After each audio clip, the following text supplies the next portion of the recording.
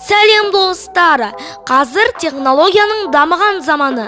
Біздің дүкеннен алынған көптеген заттар түрлі аппараттардан өткізілген.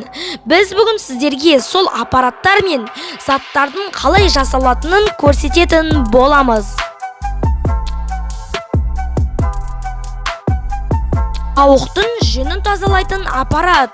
Бұл аппарат бар болғаны 3 минуттың ішінде бір жүн қалдырмай, бір тауықтың жүнін тазалап шығады.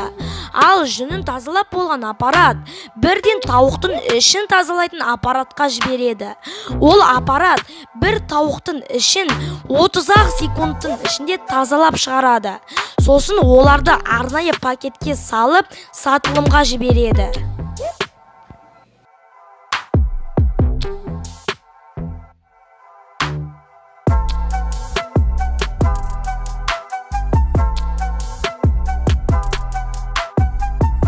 Әрине тек тауықтың ғана емес, қойдың да жүнін тазалайтын аппараттар бар. Бірақ кейбір заводтар қойды тірідей аппаратқа салып, жүнін тазалатып алады. Бір сөзбен айтатын болсақ, нағыз қатыгездік.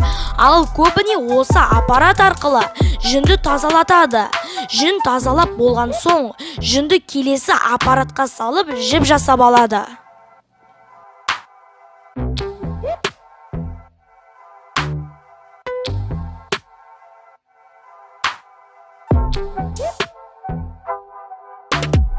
Snickers. Бұл компания жылына 2 миллиардтан астам доллар табады. Олар алдымен 7500 сиырдан сүт алады. Сосын жаңғақ пен сүтті аппараттан өткізіп, сүтті қаймақ тәріздес, ал жаңғақты карамель қылып алады. Ал одан кейін бетіне шоколад жағып, арнайы салафанмен орап, әр қалаға жеткізіп береді. Бұрынғы заманда ыдыс-аяқтағы суреттерді қолмен салатын, енді мына аппаратпен жасайтын болыпты.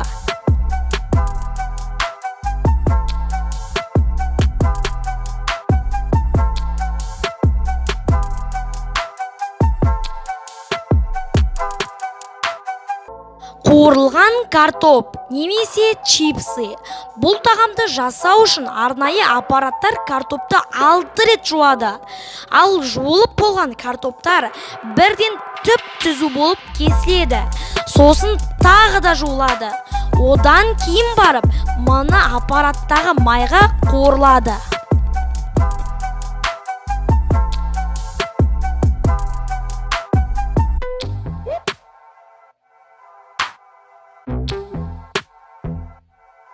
Достар, осымен біздің видеомыз аяқталды. Егер де сіздерге осы видео ұнаса, дәл қазір лайк басып, арнамызға тіркеліп, қоңыраушаны басып қоюды ұмытпаңыздар. Ендеше сіздермен бірге болған мен Райымқұл Абдулнұр Хамит. Қызықты мәліметтер арнасы, сау болыңыздар.